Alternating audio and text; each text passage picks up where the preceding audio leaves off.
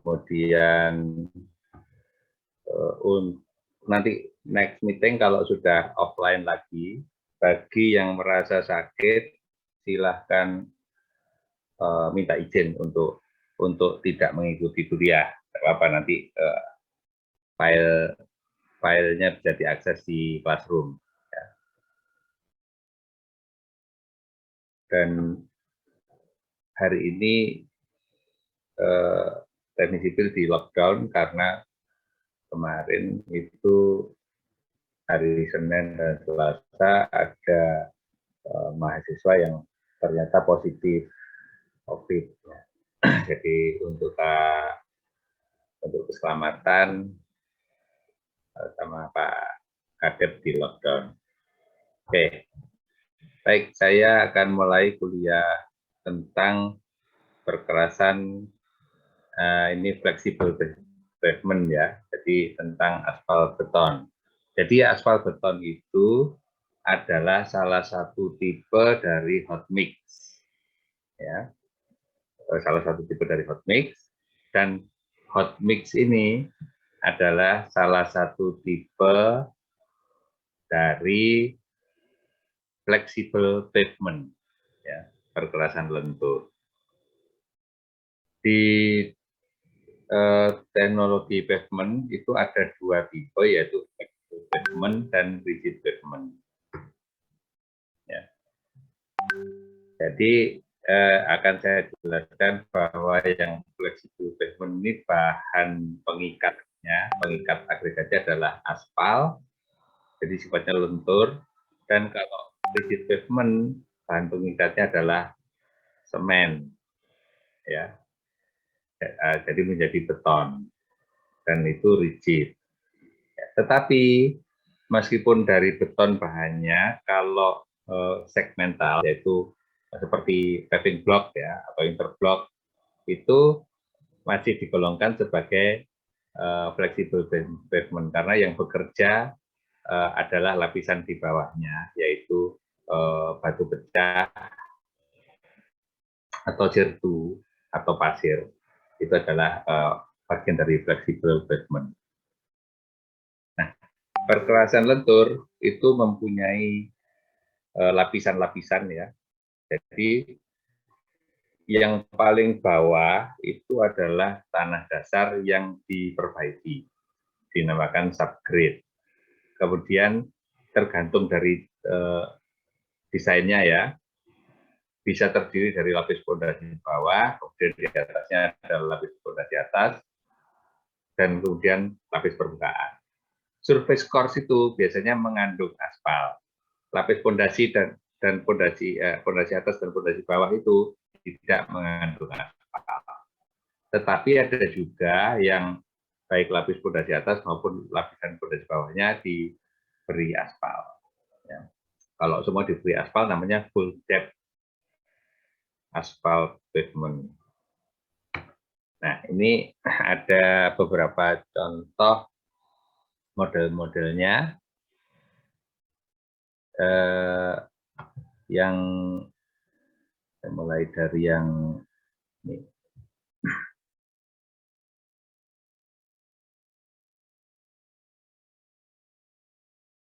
Saya mulai dari yang ini, ya. Ini yang paling umum, yaitu ini tanah dasar yang diperbaiki, dipadatkan atau diganti material yang lebih bagus, kemudian dipadatkan, atau di tanah asli diberi semen sedikit gitu, kemudian diberi air, dipadatkan, atau macam-macam ya, atau tanah yang lunak diberi cerucuk kayu atau bambu, kemudian diberi lapisan apa namanya anyaman bambu misalnya, atau pakai geotextile dan sebagainya, itu adalah dalam rangka mempersiapkan subgrade. Kemudian di atasnya dihamparkan sertu biasanya ya, granular material, jadi bukan yang lempung ya, tapi material berbutir seperti pasir, batu ya, itu sebagai lapis pondasi bawah atau subbase. Dan kemudian di atasnya dihamparkan dan dipadatkan, ya, dipadatkan. Kemudian di atasnya dihamparkan granular material juga, tapi yang lebih kuat, yaitu batu pecah, ya, crash stone, ya, batu pecah. Beda sama sirtu. Kalau sirtu ini batuannya batu alam, ya, jadi kerikil. Jadi kerikil campur pasir itu sirtu. Tapi kalau yang ini adalah batu dipecah, jadi tidak bunder-bunder tapi runcing-runcing, ya. Dan itu akan interlock, ya, grain to grain locking, gitu ya. Jadi kalau dipadatkan akan padat sekali. Nah, kemudian di atasnya baru diberi lapisan campuran antara aspal dengan agregat, di mana agregatnya juga batu pecah juga, tapi dengan gradasi yang mulai, kalau aspal beton gradasinya mulai dari yang kasar ada, yang sedang ada, yang halus ada semua. Jadi nanti saling rongga antara yang kasar diisi yang sedang, antara yang sedang dan yang kasar itu masih ada rongga lagi diisi yang halus, dan itu direkatkan oleh aspal. Jadi pada aspal beton, atau mungkin ini sudah salah kaprah, tapi secara umum disebut aspal beton, ya. Aspal konkret itu harusnya diterjemahkan di bahasa Indonesia menjadi beton aspal, ya. Nggak apa-apa lah. Tapi intinya adalah kalau AC atau aspal konkret itu, aspal adalah hanya sebagai pengikat dari agregat. Kekuatannya ditumpu oleh grain to grain locking, ya, kontak antara grain to grain, butir batu pecah dengan butir batu pecah, itu yang paling menahan. Kalau nanti ada HRS, hot roll sheet, atau mungkin ada yang namanya asphalt treated base, itu agregat sedangnya hilang. Jadi hanya agregat kasar dan halus, dan yang halus itu tercampur dengan aspal mengisi rongga. Maka aspal ikut memikul beban. Padahal aspal tidak sekuat agregat. Ya, tapi ada keuntungannya, nanti saya jelaskan.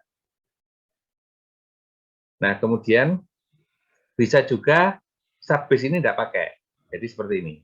Jadi dari subgrade langsung base course, batu pecah, padatkan, kemudian baru surface. Ya. Tetapi bisa juga seperti ini, ya. Jadi subgrade, kemudian ini adalah base course, ya, tapi asphalt base. Jadi semacam surface juga, semacam ini, tetapi gradasi agregatnya beda, ya, tidak sekuat yang ini, tetapi lebih kuat daripada yang tanpa aspal. Ya. Dan kemudian diberi surface yang lebih kuat lagi. Nah, yang seperti ini namanya full depth asphalt pavement. Ya. Kemudian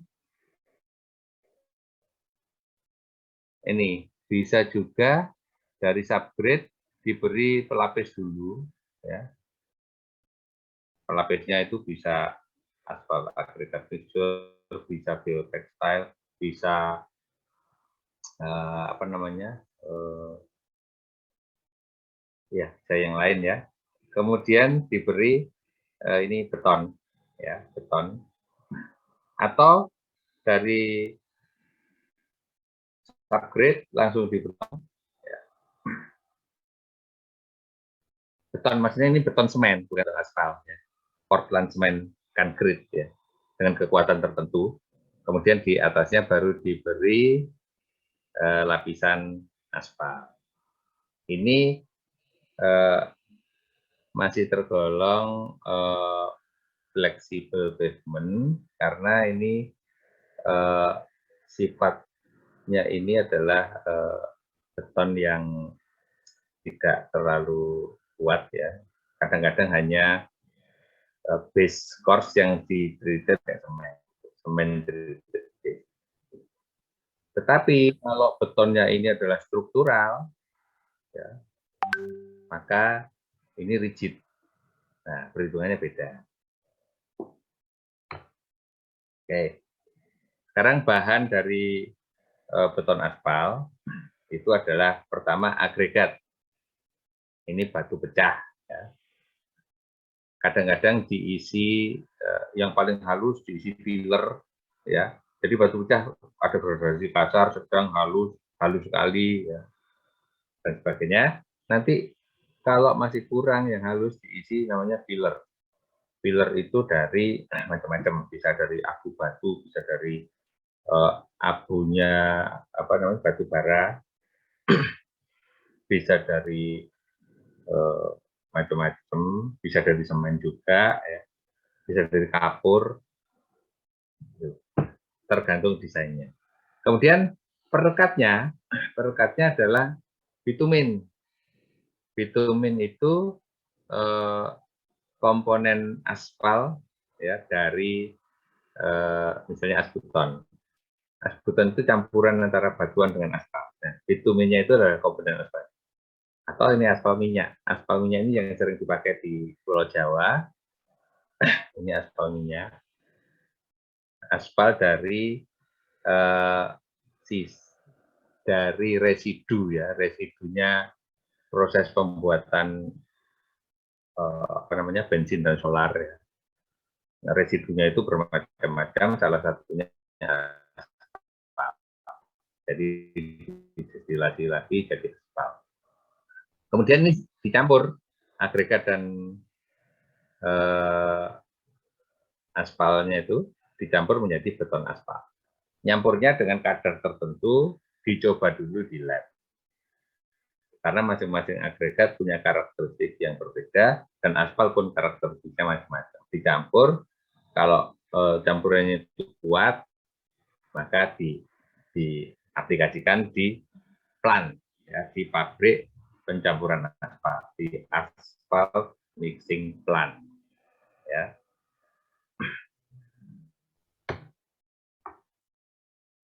Nah, kemudian beton aspal tadi yang di surface, di permukaan. Nah, di bawahnya ada base, ya, pondasi, ya, lapis pondasi. Nah, base ini bisa untreated base, bisa juga treated base. Ya. Untreated base itu batu pecah dipadatkan. Kalau treated base, ya itu tadi bisa batu pecah atau material yang lain dicampur dengan aspal atau dicampur dengan semen. Bisa juga lapisan fondasi yang bawah itu diberi semen, namanya semen treated subbase. Kemudian yang paling bawah itu subgrade. Subgrade ini bisa unimproved subgrade. Kalau tanah dasarnya sudah cukup kuat, itu silakan pakai unimproved subgrade. Tapi kalau kurang kuat, di-improve, diperbaiki. Ya. Kenapa kalau kurang kuat harus diperbaiki? Karena kalau subgrade-nya, tanah dasarnya kurang kuat, peralatan yang akan menghamparkan aspal atau memadatkan atau bawa apa namanya, bawa batu pecah dan sebagainya, truk-truk itu ambles. Jadi tidak bisa sampai ke lokasi yang mau dihampar. Ya, jadi paling tidak subgrade itu diimprove agar minimal agar truk bisa lewat. Ya.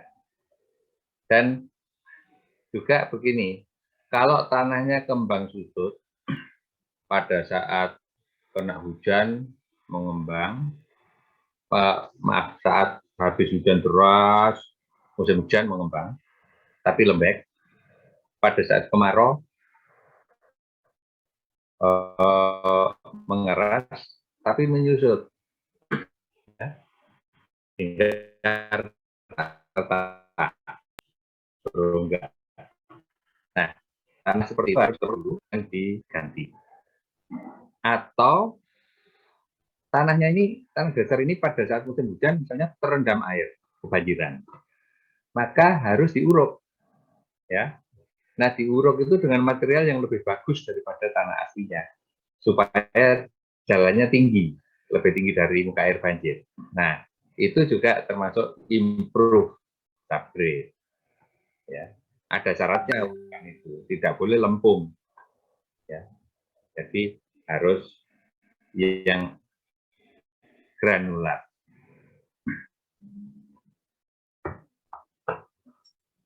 Perkerasan jalan itu harus mempunyai ketebalan total yang cukup. Untuk apa? Supaya kalau dibebani oleh roda truk ya, beban tersebut gaya ke bawahnya itu akan disebarkan ke samping kiri kanan depan belakang untuk lingkaran di sekian sentimeter di bawahnya, ke lapis berikutnya itu kuat menahan tegangan yang terjadi. Disebarkan lagi ke lapis bawahnya harus kuat menahan tegangan yang lebih kecil lagi. Karena sudah luas areanya sudah semakin besar, maka tegangannya semakin kecil. Sampai di tanah dasar harus memikul tegangan tersebut. Kemudian juga perkerasan itu harus kedap air, mampu mencegah masuknya air. Baik air hujan maupun air tanah ya. Jadi jangan sampai rusak karena air tanah. Kemudian sebisa mungkin air tanahnya itu agak bawah ya, agak di bawah, jadi jalannya yang agak tinggi. Kemudian tujuan terakhir ketiga mas saya adalah mempunyai permukaan yang rata supaya mobil lewat dengan enak ya, dan rata tapi tidak licin supaya mobil tidak gampang selip dan awet, baik oleh kerusan dari ban maupun oleh ini cuaca ini bisa hujan maupun ini panas matahari ya, ultraviolet ini yang rusak. Nggak cuma kulit Anda ya yang rusak karena ultraviolet, tapi juga permukaan jalan, aspalnya terutama.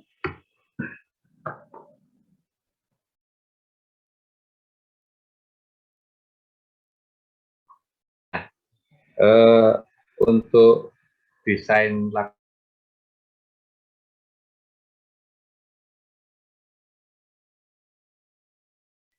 baik tanah dasar maupun subbase maupun base course itu harus mempunyai kekuatan yang cukup, dan kekuatan itu diukur dengan nilai CBR. CBR itu California Bearing Ratio. California Bearing Ratio itu adalah nilai yang diinisiasi oleh salah satu universitas California ya, kemudian diadopsi oleh California Highway. Intinya adalah begini, kalau hard rock ya, hard rock itu nilai CBR-nya adalah 100%. Ya. Kalau lebih lembek dari hard rock, nilai CBR-nya kurang dari 100%. Semakin kecil, contohnya gini, tanah lempung itu biasanya CBR-nya 4%. Ya, jadi kekuatannya itu 4% dibanding kekuatan hard rock. Apakah ada yang lebih dari 100%? Mungkin ya, kalau ada hard rock di tempat lain yang bukan di California, yang mungkin mengandung logam, itu bisa lebih kuat dari hard rock yang ada di California. Dan itu ada cara mengatasinya yang nanti akan dijelaskan. Ya, kemudian subgrade itu bisa diimprove ya, yang tadi saya jelaskan, menimbun tanah dasar. dilapisi dengan tanah timbunan yang lebih baik. Artinya dengan CBR yang lebih tinggi. Ya. Atau dikeruk, ya, kemudian diganti. Kalau permukaannya sudah tidak boleh lebih tinggi lagi. Kemudian ada stabilisasi mekanis. Apa ini? Dipadatkan pakai roller. Rollernya macam-macam. Kalau granular biasanya pakai vibrator roller ya. Jadi roller itu slender bahasa Jawanya ya. Bahasa Jawanya slender. Bahasa Jogjanya mungkin super tumbuk. Ya. Roller itu bisa ada yang bisa digetar. Nah itu cocok untuk material granular. Misalnya pasir. Itu kalau digetar, sambil jalan sambil memukul, itu akan memadatkan. Tetapi kalau untuk lempung, clay, itu ada yang namanya ship foot roller. Jadi rodanya itu dari karet yang ada tonjolan-tonjolannya semacam ini sepatu sepak bola ya, sepatu sepak bola. Jadi ada tonjolan-tonjolan seperti itu, tapi besar ya.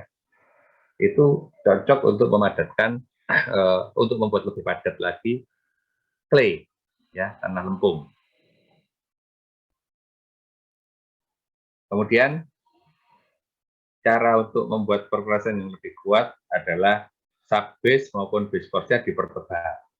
Jangan tipis-tipis banget, lebih tebal, lebih kuat. Karena akan menyebarkan beban ke bawah lebih luas, supaya tekanan lebih kecil. Nah, kemudian ada stabilisasi kimia. Ya, di tanah dasar tadi ada stabilisasi kimia. Stabilisasi kimia itu bisa dulu ada bahan namanya Conservex, ya. Sekarang banyak merek kimia itu. Jadi tanah dicampur dengan bahan kimia kemudian dipadatkan akan jadi lebih padat. Tapi bisa juga tanah dicampur dengan tanah kalau ada granular sedikit ya dicampur semen itu akan menjadi dipadatkan akan lebih padat. Kalau tanah lempung dicampur kapur ya clay campur kapur dipadatkan itu akan menjadi lebih padat. Itu adalah stabilitas kimia.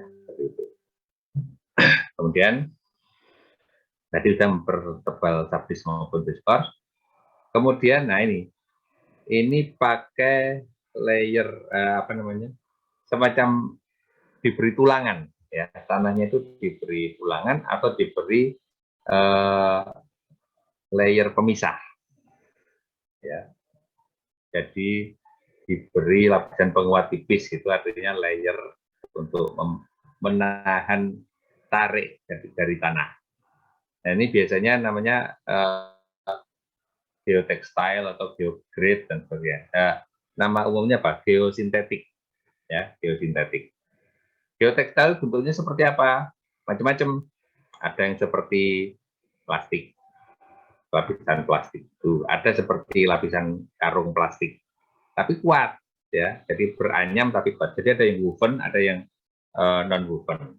Woven itu yang anyaman. Kemudian kalau geograde ini lebih kuat lagi karena tebal. Ya, dia kotak-kotak tebal.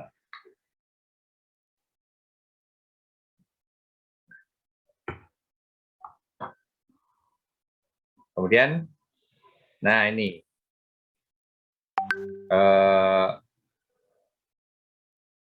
jenis perkerasan jalan itu jadi gini.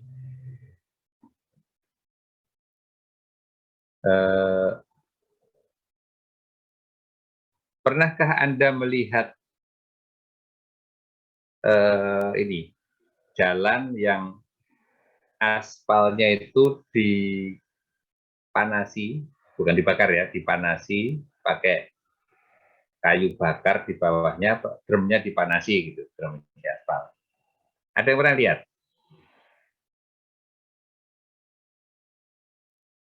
Belum, Mbak. Pernah? Pernah apa belum? Pak. Belum, Mbak. Oh, belum. Ada yang pernah? Biasanya di pinggir jalan, kemudian setelah itu aspalnya dicidui pakai gayung panjang karena panas ya. Terus dicir-cir di jalan, kemudian ditaburkan kerikil, kemudian di slender. Di pedesaan seperti itu. Ya. Nah, yang pertama perkerasan lentur yang akan saya jelaskan pertama ini secara sekilas ya, karena ini untuk yang beban yang tidak terlalu berat. Capat, ya, jalan padat tahan cuaca, capat. AW-nya ini all weather. Ya. Ini capat ini dibentuk pakai alat namanya motor grader. Ya, jadi jalannya dibuat miring ke kiri dan miring ke kanan ini ya, ini. Kemudian salurannya juga miring ke kiri, kemudian balik ke atas. Jadi V, salurannya berbentuk V. Cepat sekali ini dibuat pakai motor grader dan materialnya adalah sirtu. Saya dulu pernah ke Halmahera. Waktu itu jalan Trans Halmahera itu adalah pakai sirtu. Mulai dari seberangnya Ternate, itu masih aspal 3 km, setelah itu sirtu semua sampai ke waktu itu masih satu kabupaten ya, namanya Kota Tobelo. Sekarang sudah kabupaten yang terpisah. Waktu Anda belum lahir.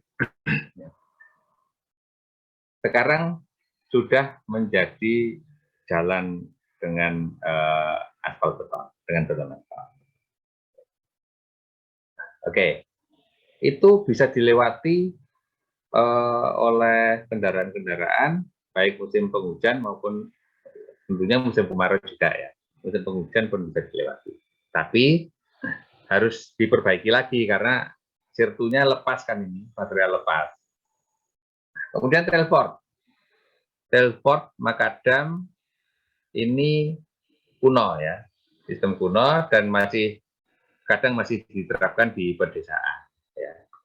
Bentar, mungkin ada gambarnya. Nah ini ada beberapa sistem perkerasan kuno. Ini saya tidak tahu bacanya bahasa Perancis, orang Perancis seperti ini. Kemudian ini Telford ya dan Makadam. Telford itu batu belah di susun tegak. Baru kemudian ada batuan yang lain, ini batu pecah, kemudian ada gravel. Hampir sama dengan yang dari Perancis ini. Ya. Dan jadi ini bentuknya miring ya, miring ke kiri, miring ke kanan. Ini juga konsepnya adalah kalau ada beban,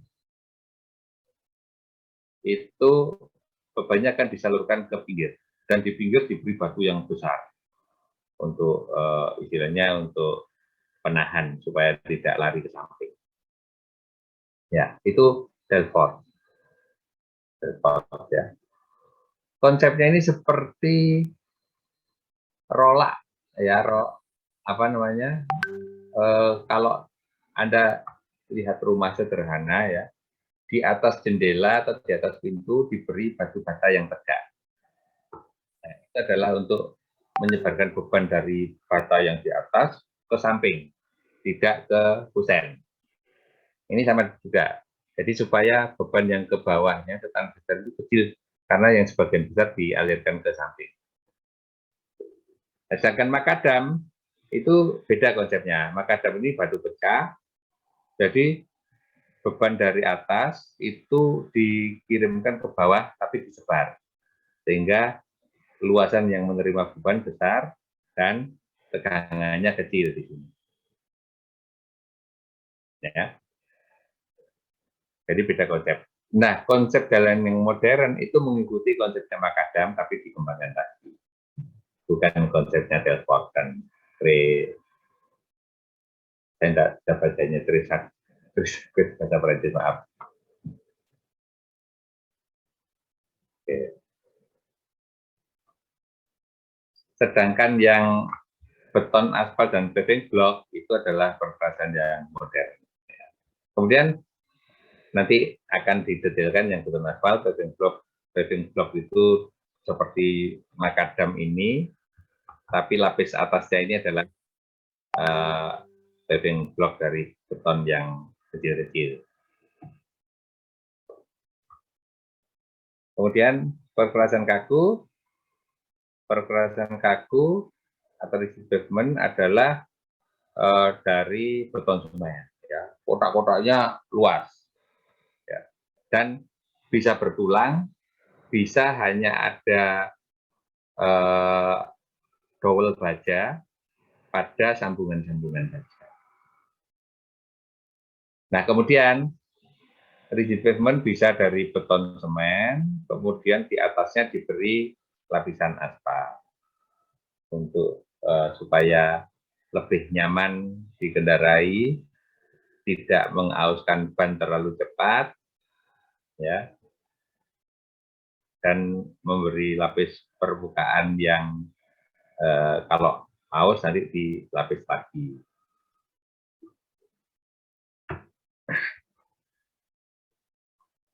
Jadi ini jadi kalau yang perkerasan beton aspal tadi termasuk perkerasan lentur ya, yang modern itu, maka bisa terdiri dari surface base subgrade, bisa surface base subgrade, ya. Kemudian surface base subbase, kemudian improve subgrade. Sedangkan yang rigid pavement ya, itu di atasnya plat beton langsung subgrade, ya. Atau plat beton di bawahnya ada subbase sedikit, kemudian subgrade. Subbase di sini hanya sebagai kalau daerah tropis, ya, kalau daerah subtropis, daerah temperate zone sana, empat musim, itu bisa berfungsi untuk mengatasi kembang susut kalau musim dingin dan musim panas. Ya. Tapi kalau di daerah tropis seperti di Indonesia, itu subbase itu bisa untuk lantai pengecoran, ya, dan bisa juga untuk supaya kalau subgrade-nya jelek, truk harus bisa masuk ke lokasi proyek kan, maka diberi subbase supaya bannya tidak ambles.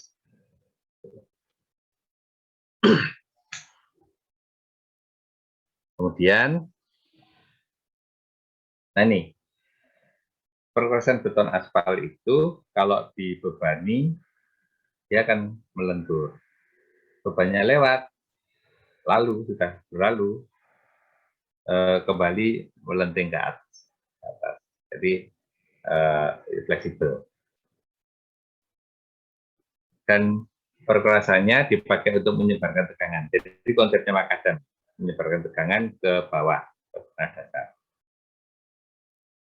Biaya lebih murah daripada rigid pavement, tetapi pemeliharaan harus ada, teratur dan kontinu, berkala, ya. Biaya pemeliharaannya lebih mahal daripada rigid, daripada yang beton semen. Ya. Maaf, daripada yang beton semen. Kemudian tidak tahan air, ya. Kalau banjir cepat rusak, atau kalau muka air tanahnya tinggi cepat rusak. Nah, kalau ada differential settlement, penurunan yang tidak sama antara bagian kiri, kanan, dan tengah dan sebagainya, itu tidak retak, tidak langsung retak maksudnya gitu. Jadi bisa bengkok gitu ya, bengkok, ledok ya, atau beralur misalnya itu, tapi tidak langsung retak sehingga tanah dasar masih terlindung dari air hujan gitu, untuk kurun waktu tertentu. Kalau sudah retak, ya sudah, airnya masuk ke bawah dan itu merusak bagian bawahnya. Kalau beton semen itu kalau ada differential settlement, berongga bawahnya, maka langsung kena beban retak. Ya, karena tidak, ini bukan jembatan ya, bukan platnya jembatan, tapi plat yang ditumpu oleh apa namanya, elastic foundation, ya, beam on elastic foundation.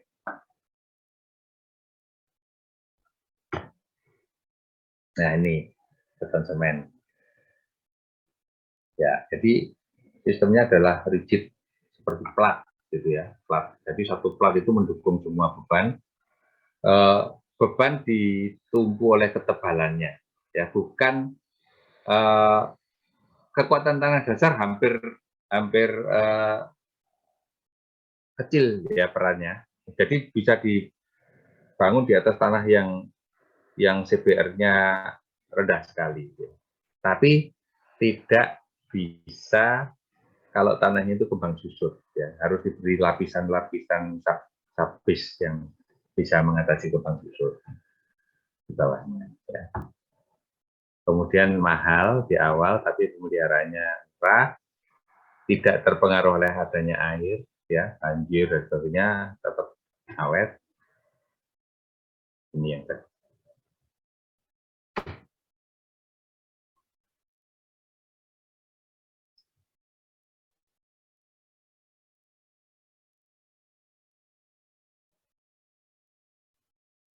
Nah, fungsi dari pavement yang ini adalah yang terutama adalah sebagai lapisan pendukung beban, kemudian menyebarkan tegangan ke bawah supaya lebih luas bidang yang menerima beban, supaya tegangannya kecil.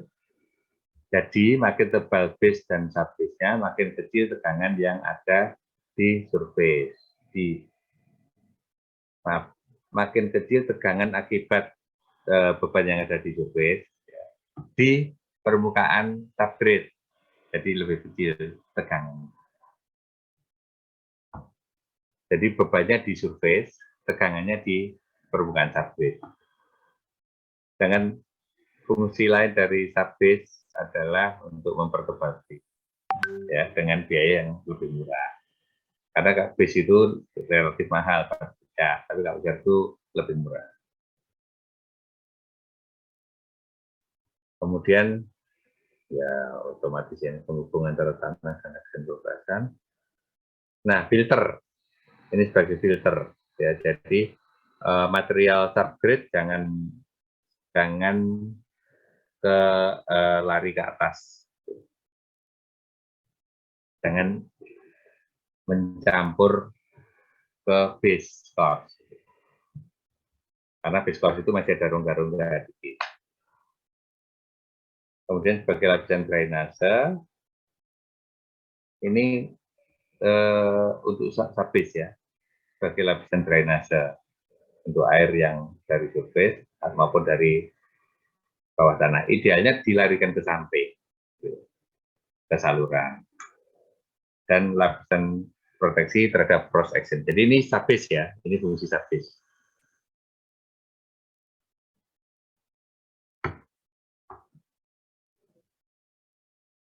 Kemudian sekarang fondasi, nah ini tadi mencegah pumping, butiran tanahnya supaya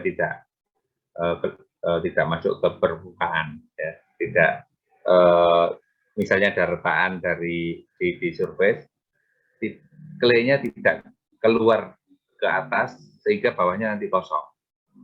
Ya. Nanti berlubang kalau bawahnya kosong. Protection itu kalau di daerah 4 musim. Pada saat musim dingin, air tanah membeku. Ya. Nah, frost itu membeku itu memuai, ya. Jadi kalau air membeku itu memuai, bukan malah susut. Dan itu bahaya. Kalau tidak ada subbase, maka perkelasannya akan retak. Ya, air itu pada suhu 4 derajat Celcius itu titik yang volumenya paling kecil. lebih kecil dari 4 derajat dia memuai. Jadi es itu akan mengembang. Kemudian mencegah terjadinya perubahan volume pada substrate. Artinya kalau ada perubahan volume di substrate tidak mengaruh ke itu ke perkerasan ya. Jadi substrate-nya kembang susut, kalau substrate-nya tebal, pengaruhnya ke atas sedikit, ke kerusakan jalan. Membantu kekuatan struktural, dan untuk plat beton ini kan di pavement ya. Untuk plat beton ini untuk lantai kerja pengecoran juga. Ya, pumping tadi itu beton itu sebetulnya kan tidak menerus ya. Ada namanya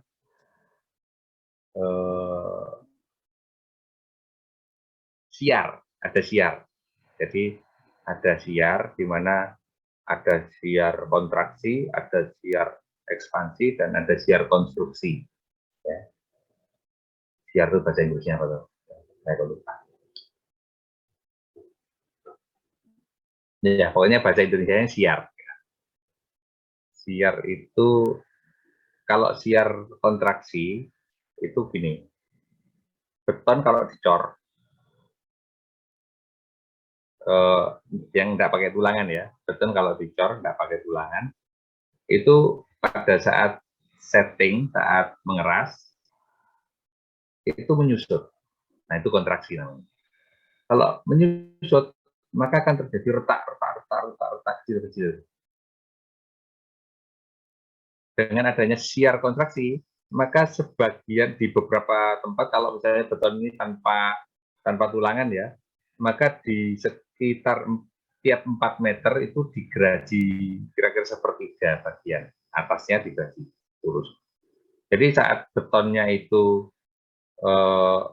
mengeras, ini sudah digeraji waktu agak keras, digeraji pada saat dia mengeras sampai 28 hari ya beton itu. Nah, pada saat proses mengeras itu menyusut. Nah, yang pecah adalah di siar itu karena titik paling lemah. Itu siar kontraksi, siar susut. Join bahasa Inggrisnya, maaf. Jadi contraction join. Beda nanti dengan construction join, ini bahasa Inggris ini. Beda S itu bacanya hampir sama. Contraction sama construction. Nah, pumping terjadi di join-join tersebut. Pada saat kalau di bawahnya itu tanah dasarnya tercampur air, jadi bubur, kemudian tidak ada lapisan subbase, maka kalau beton itu terlewati truk pada posisi join atau siar, maka ini seperti memompa bagian bawah itu dan lumpur keluar. Maka di bawah itu akan terbentuk rongga. Nah, kalau terbentuk rongga, dilewati truk berikutnya, retak. Oke, sekarang beda antara fondasi jalan dengan fondasi gedung. Gedung itu bebannya tetap, kalau jalan bebannya lewat saja, jadi beban sementara.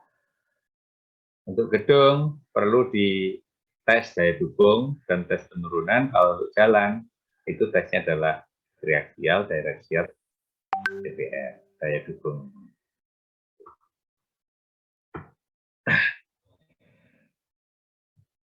Jadi subgrade di bawah jalan itu adalah tanah asli setempat yang dipadatkan atau tanah urukan.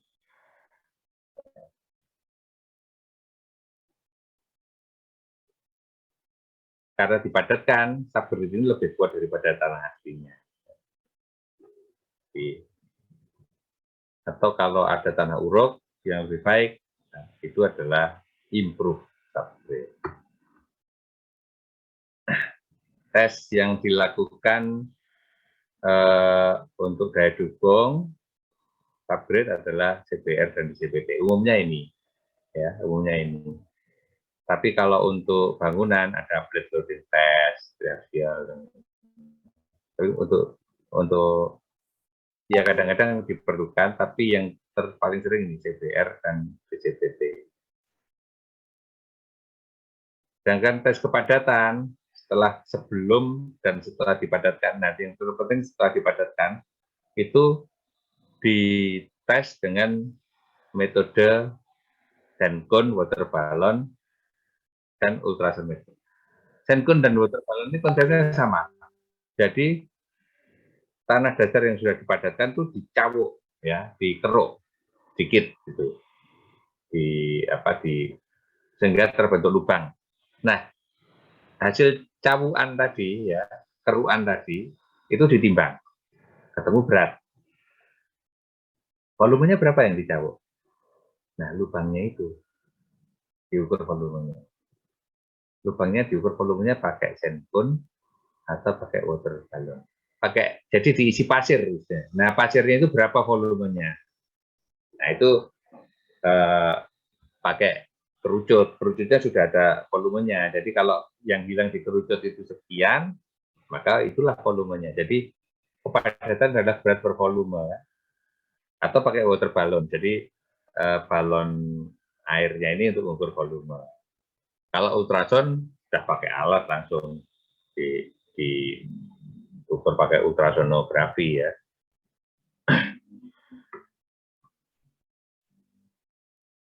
Kemudian, nah ini CBR, tadi sudah saya jelaskan CBR, ya. CBR itu dikembangkan di California, diadopsi oleh ASTO diadopsi oleh Bina Marga. Caranya gimana? Ada suatu piston, ya. Piston ini dibebani. Piston itu seperti silinder, ya, silinder panjang itu ditaruh di atas material yang akan diukur, ya, kemudian ditekan dengan beban tertentu, ya, ditekan. Nah, sampai masuk sedalam 0,1 inci itu bebannya berapa? Berapa pound ini? LBS ini pound. Ingat ya, LBS itu pound. 0,452 kg satu pound. Ya. Kemudian setelah itu diteruskan supaya ambles 0,2 inci, bebannya dicatat. Beban yang bisa mengambleskan piston tadi 0,2 inci itu dicatat. Nah, dibandingkan dengan kalau di material standar yaitu hard rock di California sana, itu kalau ambles 0,1 inci sudah ada bebannya sekian. 0,2 inci ini. Jadi standarnya kalau itu hard rocknya California itu bisa ambles 0,1 inci kalau bebannya 3.000 pound dan bisa ambles 0,2 inci kalau bebannya 4.500 pound, gitu ya. Maka nilai CBR adalah beban yang bisa mengambleskan 0,1 inci tadi dibagi 3.000 kali 1%. Atau yang bisa beban yang bisa B ini yang bisa mengambleskan 0,2 inci dibagi dengan standarnya 4.500 kali 1%. Itulah nilai CBR, ya. Tetapi CBR ini harus hati-hati, ya. Jadi gini, nilai CBR itu bisa diperoleh, ini yang dites ini, dari sampel dari tanah itu disampling, dibawa ke lab. Nah, di lab nanti direndam air, ya, baru maksudnya dipadatkan kemudian direndam air, ya, baru dites di lab. Itu CBR laboratorium. Kalau di lapangan itu ya tanah yang asli itu mungkin setelah dipadatkan dites gitu, pakai bebannya dari di atasnya kasih ini apa namanya backhoe atau truk ya, kemudian didongkrak truknya sehingga ini turun kan. Nah di dongkraknya itu ada pengukur ini bebannya untuk mencari pound berapa poundnya. Nah hati-hati dengan lempung ya. Kalau lempung, kalau kadar airnya mengecil maka CBR-nya naik. Sebaliknya kalau basah, kena hujan terus itu CBR water content-nya merenggang maka CBR-nya mengecil. Jadi kalau mau ngetes lempung adalah pada kondisi hujan deras, habis hujan deras, ya, habis hujan deras itu paling kritis. Jadi itu yang. Sedangkan pasir itu kalau dia rendah itu CBR-nya kecil, kalau dipadatkan CBR-nya naik.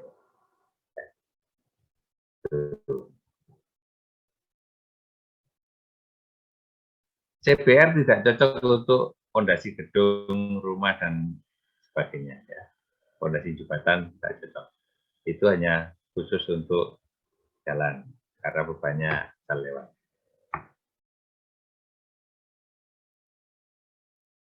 Nah ini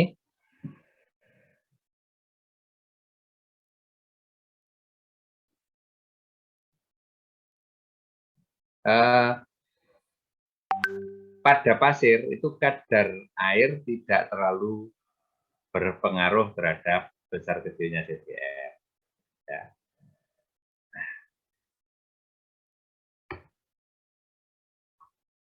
Tapi pada lempung dan lanau dicari water content optimum untuk mendapatkan gamma ray maksimum.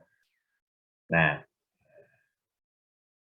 tapi CBR-nya belum tentu maksimum ya. Jadi yakin pada oke lah kita bisa memperoleh nilai yang padat dengan water content optimum. Tetapi yang kritis justru bukan pada water content optimum. Saat hujan deras datang, water content-nya akan naik, maka kepadatannya akan turun. Nah, itu makanya ada istilahnya shock CBR ya, shock CBR. Jadi yang di CBR, yang di tes CBR adalah material yang direndam, direndam. Dan untuk tanah timbunan disarankan dengan metode 15 point method dari 15 titik. Nah, untuk tanah kembang susut pakai cara 15 titik itu. Diukur swellingnya, kembang susut ya, ini swelling, pengembangan. Kemudian ditentukan water content di lapangan supaya swelling terkecil. Nah, kalau di lapangan mungkin terjadi sesuatu hujan deras dan sebagainya, itu ditiru bila.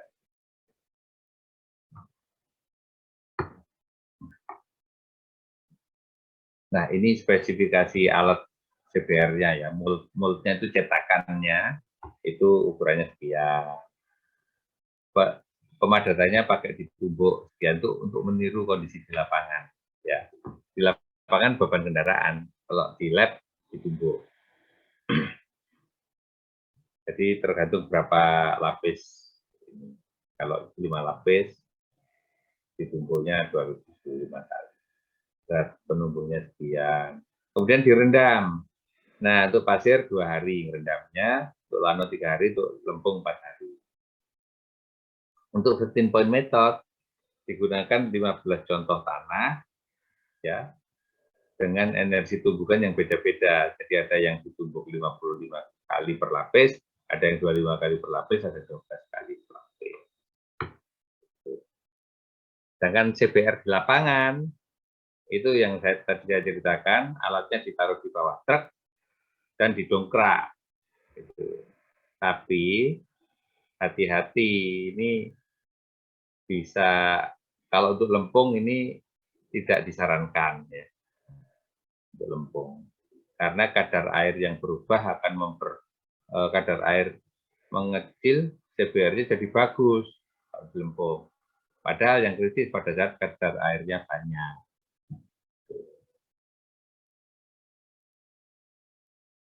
Jadi saat musim hujan itu kalau mau CBR lapangan itu tanah lempung.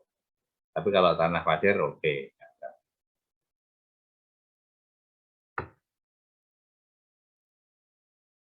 Nah, bisa juga tes CBR itu adalah tanah asli di lapangan undisturbed, jadi bukan dirusak ya, tapi dipotong, itu potongannya dibawa ke lab.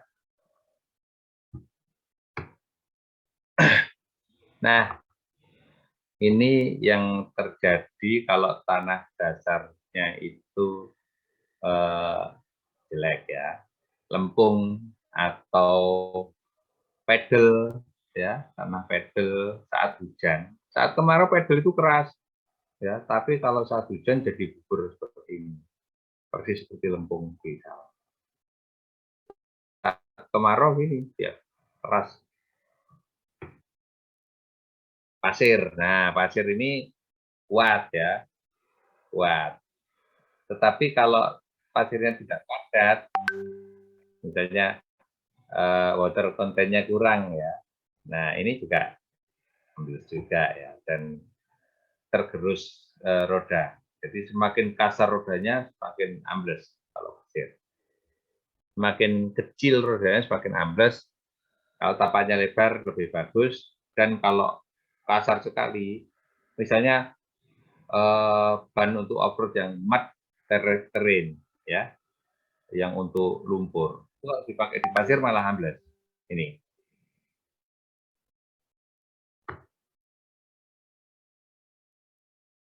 Makanya kalau Anda lihat mobil dune buggy ya, mobil buggy, itu malah banyak halus, tapi lebar. Nah, itu cocok untuk pasir, untuk pantai. Ya, ini kalau mau bikin undisturbed sampel itu ini, dipotong pinggir-pinggirnya, terus di mulutnya dimasukkan, terus dipotong kiri kanan. Itu yang undisturbed. Tapi jarang dilakukan. Ya, sebaiknya ya pakai disturb tidak apa-apa, tapi pakai 15 point method.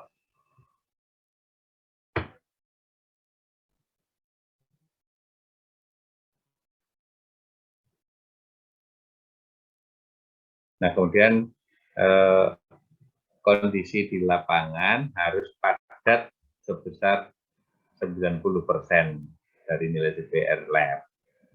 Ya, nilai di CBR lapangan itu sebaiknya 90%, minimal 90%. Tapi untuk jalan yang jarang dilalui kendaraan berat, boleh 72%. Nah, ini untuk CBR di lapangan, ini apa namanya, pistonnya ini ya, ini pistonnya, itu didongkrak, ya, didongkrak supaya dia turun, ya, supaya turun. Dongkraknya ditatapkan ke sasisnya truk supaya dia turun, dan di sini ada probing ring dan dial untuk mengukur beban.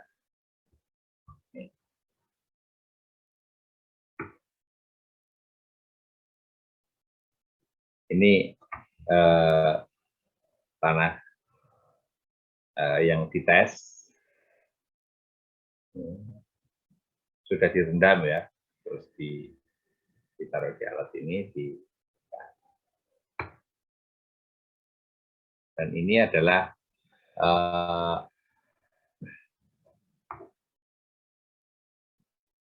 apa namanya, ini misalnya ada pembacaannya ya, pembacaannya, kemudian dihitung, ini penurunannya, kemudian bebannya ini nanti pada saat, jadi ini nanti digrafikan di sini penurunannya itu nanti pada saat beban, kalau sudah ada grafiknya, bebannya 3.000 pound ya, 3.000 pound itu ketemunya nanti berapa penurunannya. Maaf, balik.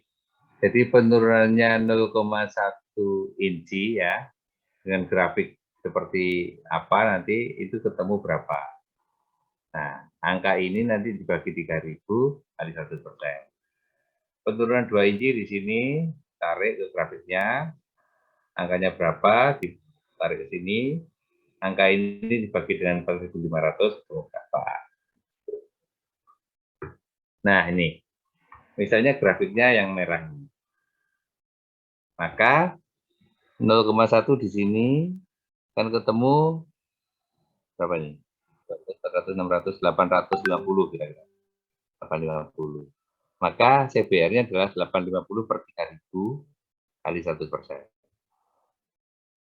Yang penurunan 0,2 ini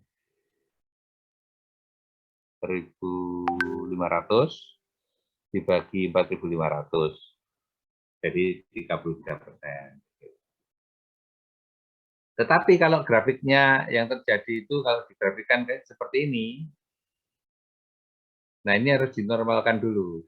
Caranya bagaimana? Ini ditarik ke bawah. Nah ini bengkokan ini tidak mewakili tanah yang kondisi sesungguhnya. Ini diteruskan ke sini. Nah di sini adalah nolnya. Jadi 0,1-nya ya geser ke sini, 0,1-nya. 0,2-nya geser ke sini. Nanti baru ditarik ke sini. Ketemukan. Kemudian ada lagi DCT, T ya, Dynamic Cone Penetrometer Test.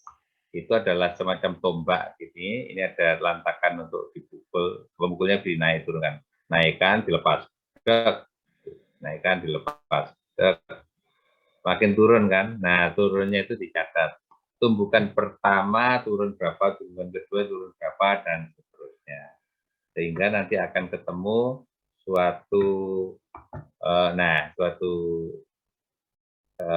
diagram seperti ini, dan nanti kemiringannya ini adalah mewakili nilai CBR.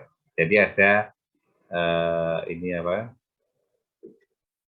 Ada ini biasanya ini ditaruh di plastik ya, di kopi di plastik.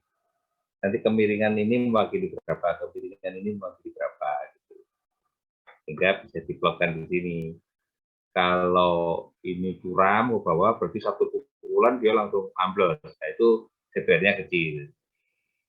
Tapi kalau satu pukulan dia ke sana, nah ini tanahnya CBR besar, seperti ini.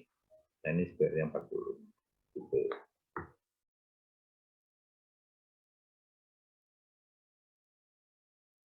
Ini sudah tadi ya. Sudah.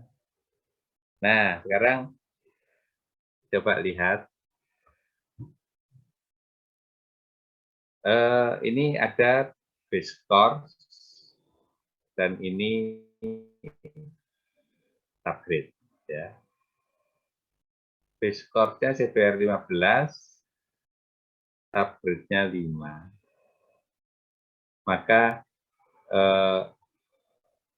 beban P ini disebarkan sampai ke atas subgrade, itu tegangannya sekian. Melebihi dari tegangan izinnya subgrade. Nah, maka CBR yang base course-nya lebih ditinggikan.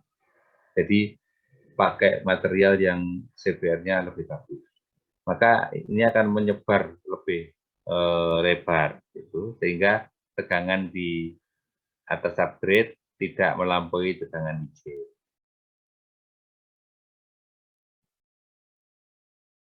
Bentar ya, bentar.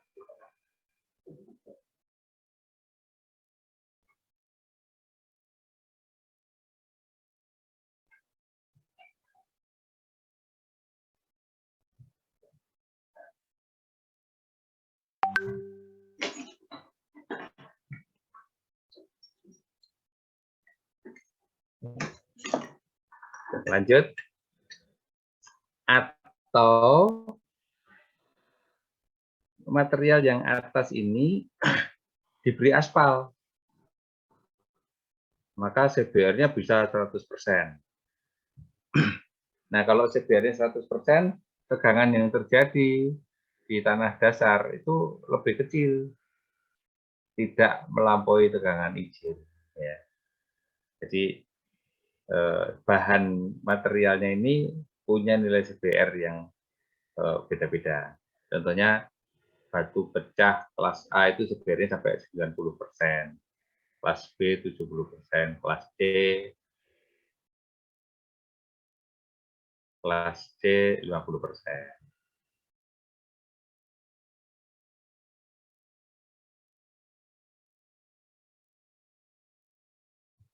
Nah, kalau material yang beraspal itu seperti aspal konkrit itu 100%. Kalau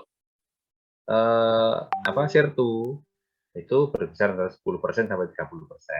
10% sampai 50%.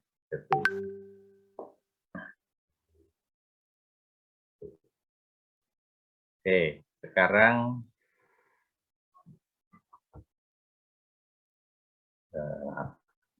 bentar.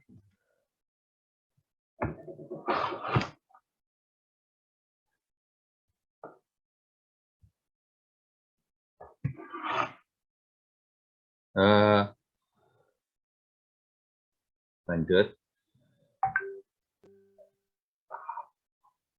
Oke.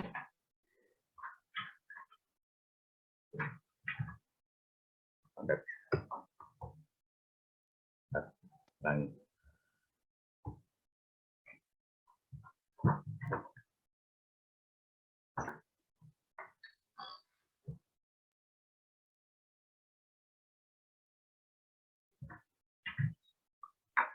Ya, sekarang bisa juga begini. Ini materialnya sirtu, ya, dengan CBR 15%. Dan ini subgridnya CBR 5. Maka tegangan izin subgridnya sekian. Tegangan yang terjadi karena ini hanya 15%, itu melebihi dari tegangan izinnya subgrid dengan CBR 5. Yang dilakukan adalah subgridnya yang diperbaiki. Ya, jadi pakai apa namanya?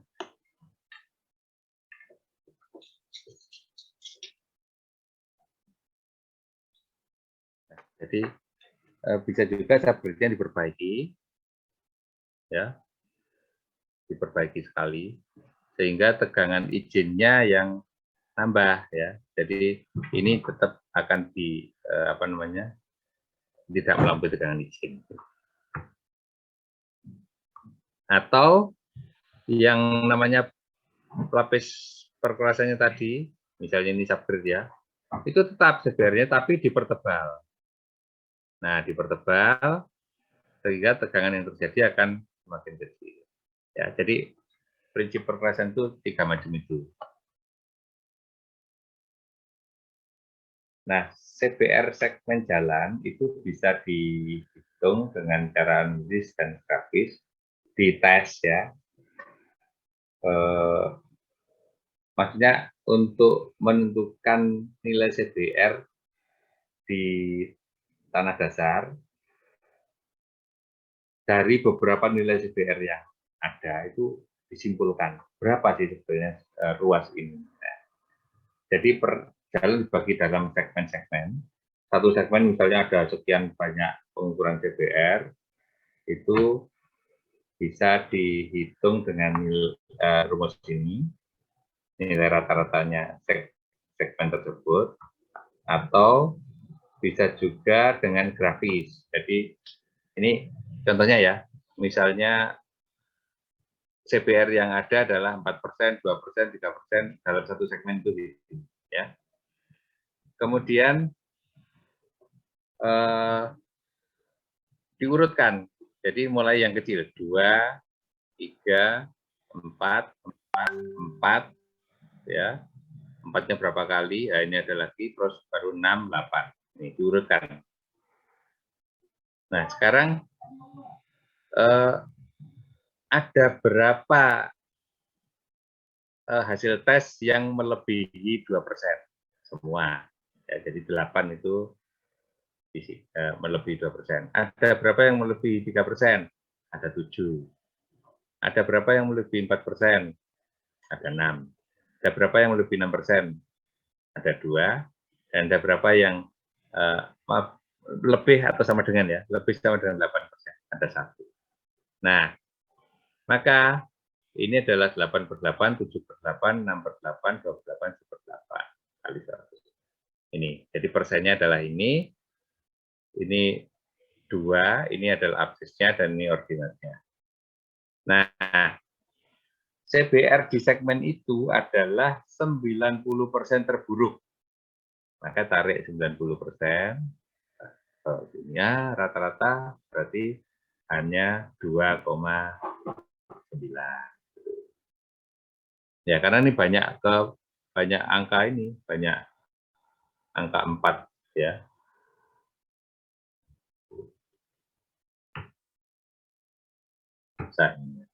Oke, sampai di sini.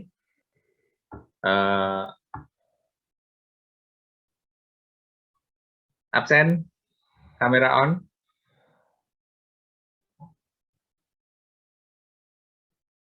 Sambil kamera on, saya beri kesempatan kalau mau tanya.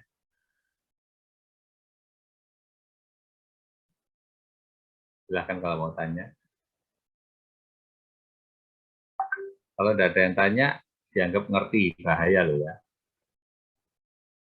Tidak ngerti, tapi saya anggap ngerti itu bahaya nanti. Saya tidak menjelaskan lebih lanjut. Izin bertanya, Pak. Ya, silakan. Saya masih kurang jelas yang ini, Pak. Tadi kan CBR itu kan alat tes yang untuk mengukur daya dukung atau kekuatan geser tanah. Terus tadi kok dianjurkan untuk mengetes kondisi tanah pada setelah curah hujan atau iya. atau kadar airnya tinggi gitu, Pak. Itu Ya. kenapa ya? Jadi gini, jalan itu kan harus kuat, ya. Artinya tanah dasarnya juga harus kuat, subbase-nya juga harus kuat, gitu ya. Nah, yang paling kritis adalah pada saat kadar airnya tinggi, saat terendam, itu paling lemah posisinya. Jadi pastikan bahwa pada saat paling lemah itu kondisinya kuat. Maka ngetesnya pada kondisi paling lemah. Gitu. Cukup dimengerti kah? Jadi bukan pada saat kondisi paling kuat yang jalan itu rusak. Pada saat kondisi paling lemah yang jalan itu rawan jebol. Itu ya. Iya, Pak. Terima kasih, Pak. Ada lagi?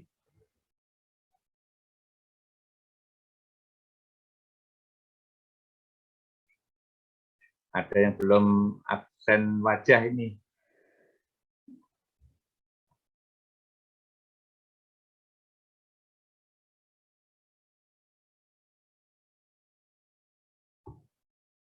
Ada yang belum absen wajah.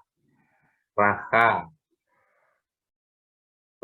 Fathan Wicaksana, sama Ananda Kartika.